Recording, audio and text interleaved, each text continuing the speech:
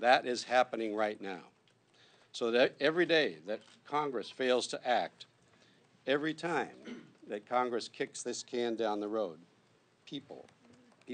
real people are hurt. So we as members of Congress, we recognize the positive contributions that Dreamers have made to the social and the economic well-being of the United States. I can tell you that almost every single Republican agrees it's the responsibility of Congress, not the administration, to make immigration law. Now we must all act to provide Dreamers with certainty and a real, lasting solution. Now, a number of us may have introduced or co-sponsored separate bills, but I am grateful to be joined by my Republican colleagues here this morning to raise our voices in support of a legislative solution for these DACA beneficiaries. We need a solution that gets 218 votes in the House and 60 votes in the Senate, or there's no deal. No bill is going to be perfect, but inaction is just not acceptable. So we stand here ready to work with the Speaker's Working Group, with the White House, with our friends from both sides of the aisle to pass a legislative solution this year. And with that, I am very proud to introduce my very good friend from the state of Florida, Congresswoman Ileana Ros-Lehtinen. Thank you so much. Thank you. The Señor Casanueva, Newhouse. So what an honor it is to be standing here along with my Republican colleagues in support of any common sense legislation that's going to help the Dreamers to be able to realize their dreams. This is their home. This is where they've grown up. This is the language they speak. And to tear them apart from this land that they love would just be heartless. And I know that sometimes in the press you read about, oh, the Republicans don't want to help young people to realize their dreams. Well, here you have living proof of why that is not true. There's a whole bunch of us who want to make this dream a reality, and I stand ready to work alongside them. Para mí es un honor y un placer estar aquí con mis colegas para decir que nosotros los republicanos sí queremos ayudar a los soñadores y queremos que ellos puedan realizar ese sueño. Los Estados Unidos es su casa, el inglés es su idioma. Deportarlos a una vida que ellos ni conocen sería cruel y no en los intereses de este gran país. Así que muchísimas gracias a mis colegas. Thank you, Dan, for doing this. And we all respond by saying, sí. Sí.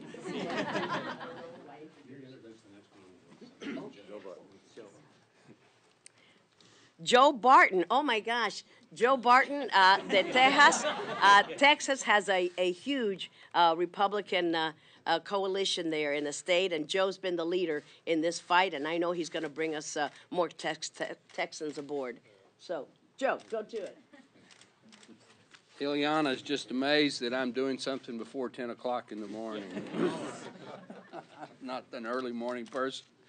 As Ileana indicated, Texas is home to the first or second most number of DACA individuals. They are all over my congressional district, in Ennis, Texas, Arlington, Texas, Mansfield, Texas, Waxahachie, Texas, Corsicana, Texas. It's very important that we realize that the DACA group came to the United States as children. Some of them have been here over 20 years. They've been educated here. They are, in many cases, are going to college now, working here. It's just common sense, if you do what's in the best interest of the United States, to allow the DACA students to stay in the United States and earn a path first to legal status and then a path to citizenship if they so choose. I'm on two bills, the Republican bill, and I'm also on the bipartisan bill.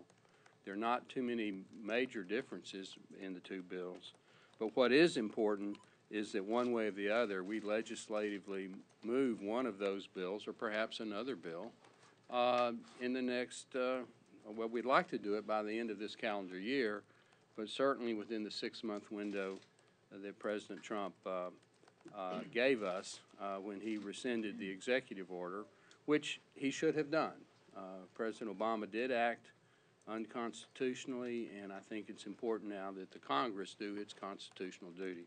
So I'm proud to be here with all my colleagues, and has already been pointed out, to show that this is not a Democrat initiative.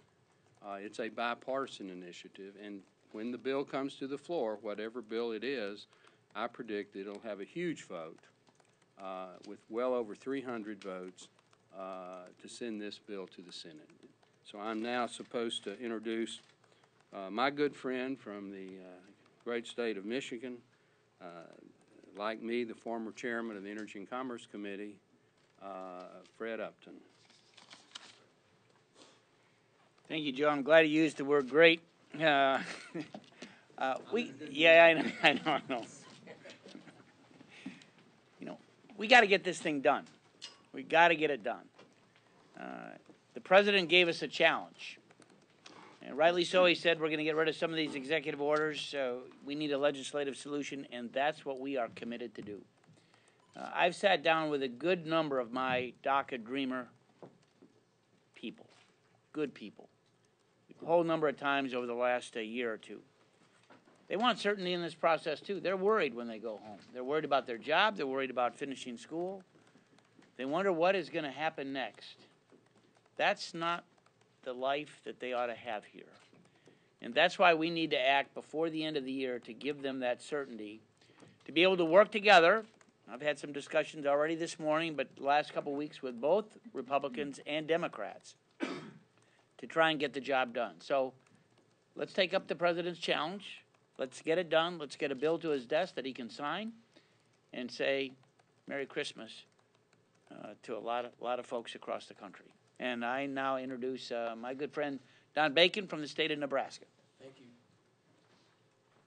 Good morning, ladies and gentlemen. I'm from the 2nd District in the Omaha area in the surrounding suburbs. I was a newcomer, challenger last year, running against an incumbent. And to win and defeat an incumbent, you got to work 14-hour days, do 5, 6, 7 events a day.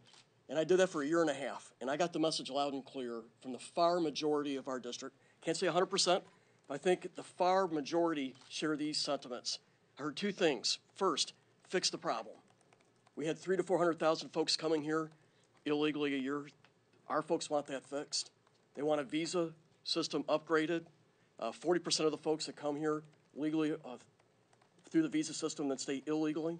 We got to find a way to get visa compliance, and we need some kind of employer enforcement. I heard that over and over. Don, you got to fix the problem. But I also heard over and over that we need to find a compassionate way forward for the DACA youth who are here. Folks who only know this country is theirs. They don't know any other country, the ones I've talked to. Most of them came here at 2 and 3 years old, the ones I chatted with. So I heard that loud and clear, and we need to do both. Now, I've met with about 300 DACA youth in our local area, and some of our most impressive young men and women you'd ever meet. One young man, he already has his own clothing line, his own store, 17-year-old. Another young guy was showing me how he's going to fix the Bitcoin to make it more cyber secure. Another, a kid who came here at 3 years old, 17 years old. I met a young woman. She's was 17 as well, wants to be a professional dancer. She's already danced in front of a crowd of 50,000 in Louisiana, and she's accepted at New York University. Fortunately, I hear some heartbreaking stories of a young man that he said he's been afraid his whole life to be pulled over with a broken taillight because he'd be deported. He wouldn't even know where he's being deported to because he's only known this country. So we have to have a commitment to do both, and I think that we can do that in this House. This is a tailor-made problem for bipartisan fix. Securing our borders, upgrading the visa system, employer enforcement, combination thereof of some type, and finding a permanent way forward for our DACA youth so they never have to worry about being deported again. And I know this House can do it, this Congress can, and the President gave us a task, and we'll do it. And I'm proud to stand up here with these ladies and gentlemen and work in that effort. And with that, I'd like to introduce Congressman King from New York. Thank you, Don. Backstage, I was wondering what Don was going to say. He heard he had introduced me, and he couldn't have anything good to say, he said. So he was, thank you. I had a couple of options. Seriously, I want to thank Dan Newhouse for really bringing everyone together here today. This is not a Republican or Democratic issue. It's an American issue, and it's an issue that should really be kept separate from so much of the partisanship that's on Capitol Hill. This is an issue we have to resolve. We're talking about human beings. We're talking about innocent people who are, through no fault of their own, through no decision of their own, they're here in a very precarious position. So we have the obligation, not just the opportunity, the obligation to rectify this, working together, showing the American people that Congress can work, that we can get something done, and get something done which really helps so many good people. So I think we should get it done as quickly as possible, not get caught up in partisan disputes here or there. This is not part of the overall immigration issue. I don't see that at all. I believe in strong borders. I believe in strengthening E-Verify system. I'd be considered tough as far as border security is concerned. But when you're talking about young people who know no country other than the United States as being their own, we have to stand with them. And I saw the statement today by former Defense Secretary Gates saying what an integral part of the U.S. Armed Forces DACA is. And so let's not undermine our armed forces. I also hear from many business people in my community how important it is. So it's not just a humanitarian issue. It's a military issue. It's an economic issue. It's an American issue. So let's get the job done. Thank you, Dan. And I'm now privileged to introduce from Pennsylvania, Ryan Costello. Ryan? Well, thank you. And I think we're about at that point in the program where anything I say has probably been said already by my colleagues, but I do wish to associate my comments and my feelings on the issue with virtually everything that has already been said. We in Congress need to provide a humane, permanent, and constitutional solution to this issue. It is not something that can just be done by a president. It does require Congress to step up and legislate, and to do so in a way that reflects the best about our country, which is that we are a compassionate people.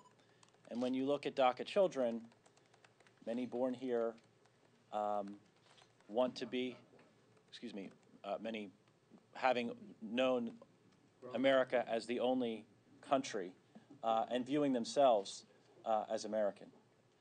And we owe it, I think, to the American people to demonstrate that we can do this on a bipartisan basis. And candidly, I would add this: let's not wait until 5 months and 30 days. Let's do this earlier rather than later, and let's demonstrate that we can work together and that we're doing this for the right reasons. And with that, I'd like to turn it over to Congresswoman Susan Brooks. Thank you, and thank you, Dan, for organizing this really important gathering today. I think to show the country, to show our colleagues that Republicans do want a compassionate solution to this problem. The DACA beneficiaries need the stability, as you've heard, and a legislative solution, and the sooner the better. I've also, like my colleagues, met with numerous DACA recipients, and these young people, I represent Indianapolis and to the north. These young people are contributing in significant ways to our communities. I met with Gabby, a young woman working her way through college right now. Anna, who lives in Indianapolis, working at a bank. She's also putting herself through college. A young woman who's working as a paralegal in an immigration law firm, who's providing information and help to her fellow DACA recipients. Leo, a senior in high school, trying to figure out his path forward. And we have to remember that these young people have grown up in our schools with our children. They have been a part of our communities for a long, long time. They've pledged allegiance to our flag, and they are a part of this country. My constituents also say we need to fix this problem, and we need to fix it quickly in a bipartisan way. So these young people deserve our support. I'm proud to stand with my colleagues here today and just urge all of us to come together on this as quickly as possible. And with that, I'm going to turn it over to Representative Brian Fitzpatrick. Thank you, Susan. Good morning, everybody, and kudos to Dan Newhouse for taking the initiative to pull us all together. We are a nation of laws, and we are a nation of compassion, and they are and must not be mutually exclusive concepts. The average dreamer came to this country at the age of 6 and are now 26. That's the average. They speak English and are as culturally American as any native-born citizen. Dreamers are already contributing to our communities. They're going to school. They're part of our churches, our communities, and our country. They serve in our military. They are teachers, they're nurses, they're engineers. Many Dreamers were among the Hurricane Harvey first responders, including EMTs and response organizers. And DACA recipient Alonzo Gillen, a rescue volunteer, died while trying to save his fellow Texans stranded in the high waters. It is incumbent upon Congress to get this done, to protect these children, and that we will do. And I want to thank Dan for really pulling this all together. And with that, I will introduce my friend and colleague from New York, Mr. Faso. Well, thank you, Brian, and thank you, Dan, for bringing us together today. I associate myself with the remarks of my colleagues. I represent a district in the Hudson Valley and Catskills of upstate New York. I've met with many DACA recipients, and I can tell you they are as American as apple pie. And it's incumbent upon Congress to fix this problem. There is great consternation and anxiety among the DACA recipients that I have spoken to. They're worried about what their future will be. They're worried whether or not they'll be subject to deportation after March. They worry about all of these things. It is time for Congress to act. There are some on the left who, frankly, don't want a solution because they just want the issue, and there are some on the right, similarly, who just want the issue and don't want a solution. I think there's a broad, bipartisan, more than 300-member majority in this House of Representatives that would pass a reasonable DACA fix today, and it's incumbent upon the Congress to act. I'm glad that we have a working group that's working towards this, but it's vital that we act, and we should act sooner rather than later. And with that, I am pleased to turn it over to, let's see, Dave Reicher is not here, to Darrell Issa. See what happens when Dave doesn't show up? You get me. And Eric will be next. But the reason people are standing beside me and have spoken already is that it is time for people to come to the middle in a way that was previously said hasn't always been the case. And I think the important message that I'd like to leave, having, like many of my colleagues, sat down with various people who are in the DACA position, is that they're not all scientists. They didn't all graduate first in their high school class, not with the amount of DACA kids in each high school class in my district. But in fact, they do follow a category that I think long ago should have been dealt with and dealt with compassionately, as my colleagues have said. So the question really is not what each of us is saying today, because you wouldn't be here seeing us standing here if we weren't willing to come to a middle position. The question is, will you judge 435 members of the House and at least some of the 100 members of the Senate for their willingness to get off of the status quo that for at least the 17 years that I've served here has caused nothing to happen? Nothing to happen in the ag jobs area, nothing to happen in any of the high-tech or other guest worker programs, nothing to happen in any area except a small amount of, quote, enforcement after 9/11. So I would ask that if the press is looking, don't judge us for being here. Ask the question of 435 members of the House, where are you? Are you willing to get off of the enforcement first, and are you willing to get off of the all or nothing? Because both are signs of people who are not willing to stand with the rest of us here today and make a difference in these young people's lives, a difference that has been overdue for at least the 17 years that I've served here. And Eric, you do have a challenge. You have to wrap this all into the tax bill you're working on so that we can get it done and get it done right away. Eric Paulson.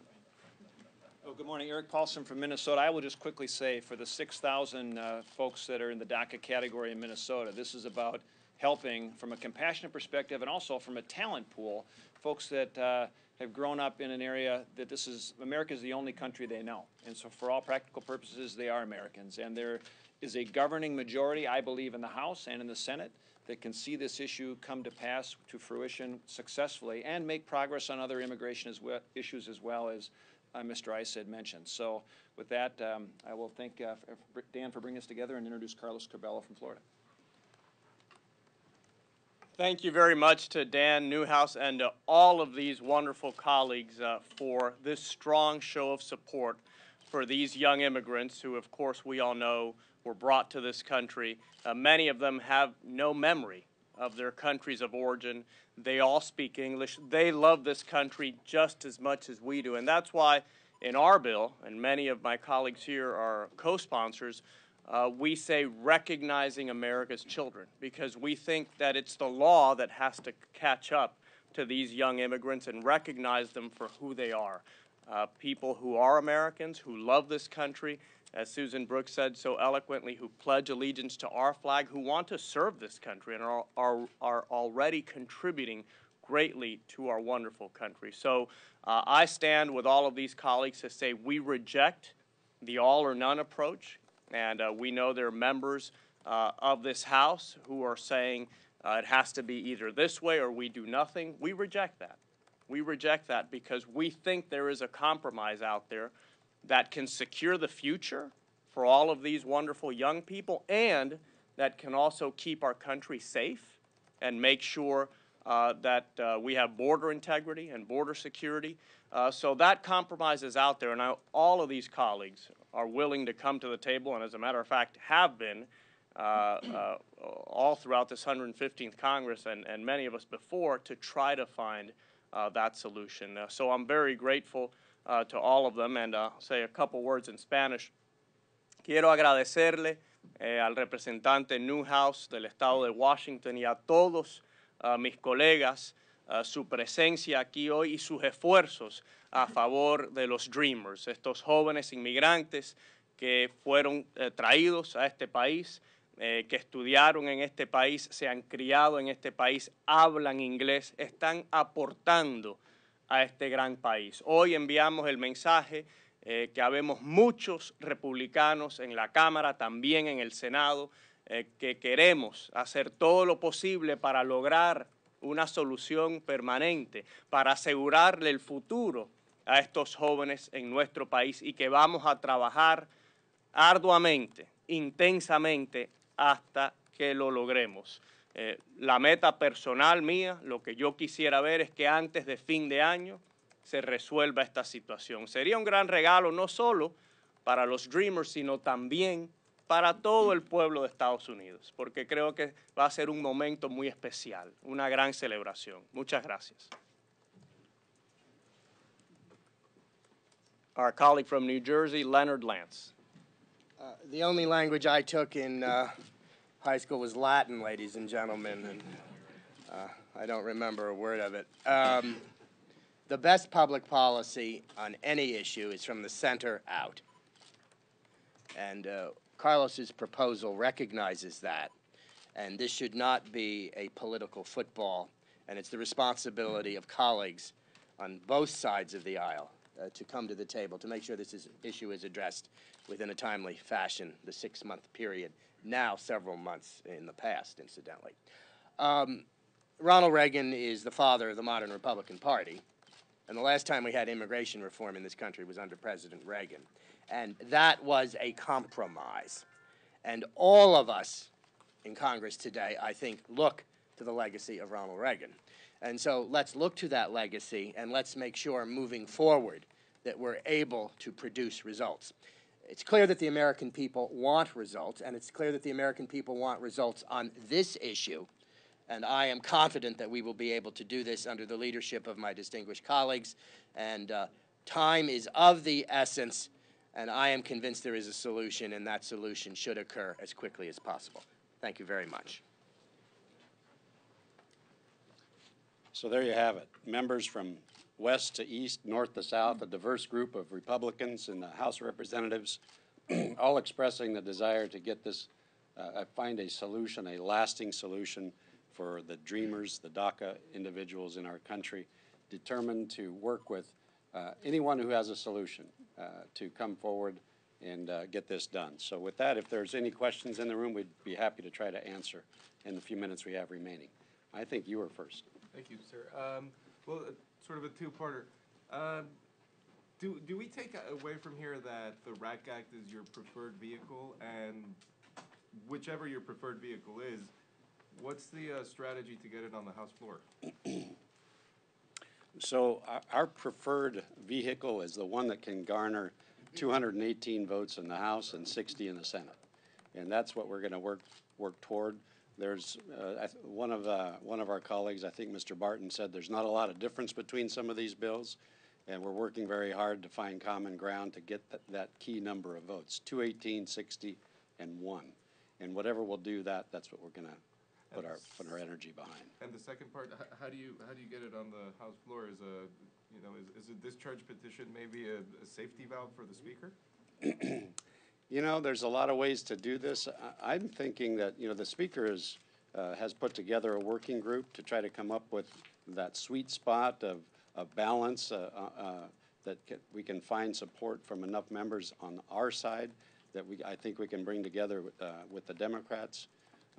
There's a lot of options to do this, but I really think that if we can come up with this compromise bill that it garners that 218, that's exactly what we're going to do. You don't need a discharge petition. I mean, the president's given us 6 months. It'll take one presidential tweet, and we'll get the bill out. So. Yeah, there you go. Let's go with you next. The DREAM Act already has 200 co-sponsors. Most people, except for Congressman Barton, not on this stage. Are any of you guys planning to sign on to that bill to kind of push that forward? Get it closer to 218, and why not, if so? Well, you know, I've been asked that a lot, and what I can tell you is, and I can't speak for all my colleagues, but in my mind, we have really just one shot at this. The president has indicated that he is not in favor of a clean DREAM Act, and so I don't know that it's to our advantage to take our time to pass something that could fall under that category of clean, to see that it vetoed. We want to make sure that whatever we do in this one shot we have is able to be successful in both chambers and the White House. And the reason is, and it was expressed very clearly, I think, here today, we're talking about people's lives, the individuals who are being affected right now by the actions that we haven't taken yet. And so we have to get this right. And so whatever it is that gets us successful, that's exactly what we want to do. Let me add to that. Sure, If absolutely. I can add to that. What I would ask all of our colleagues, the important thing to do is, and look, I'm for finding a way to resolve the issue of the 11 million today. I would vote for that solution today, but I think we need to focus on who it is we need to most immediately help. And there are about 800,000 young people who are at risk of losing something, a protection, which is their lives essentially for most of these young people, and they're at risk. So that's why in crafting our legislation, and in the case of recognizing America's children, it is a little more expansive. It's more generous than DACA, but we wanted to, as much as possible, keep the spotlight, the focus on what I think is the main goal, which is to make sure that these 800,000 not only don't lose their existing protections, but are guaranteed the rest of their lives here in our country. So I have said, and I'm not speaking for anyone else here, I would vote, I think, for any of the bills that are out there today, both in the Senate and the House, that would resolve this issue. But I think we also have to be realistic. What's achievable given the dynamics here in the Congress, and how expansive do we want to be? The more expansive we get, the less likely it is that something will happen. So a lot of our colleagues are saying, well, it's this or nothing, and that's not really fair to these young people, because we shouldn't have that all or nothing approach, because in my view, nothing is not an option. I think we have time for one more question. And I think you were one of the first ones. So Congressman Barton said, he noted, and you all have expressed openness to sort of any DACA solution itself that gets across the line. So if the details of the DACA solution itself aren't the ones that matter, the working group is looking for the border security solution. Conservatives have thrown out chain migration. That's part of the Tillis bill in the Senate. Are the other parts of the compromise the sticking points? And all due respect, but none of the members on the stage today are part of that working group. Do you guys have any sense of where they're headed on these sort of the other issues that have to be attached to the DACA solution to get it across the line? So, yeah, I was invited to one of these meetings, and by the way, there are a number of different groups that are working this issue. Well, the I'm also speakers part of were the Problem Solvers Caucus. We're working on a potential compromise.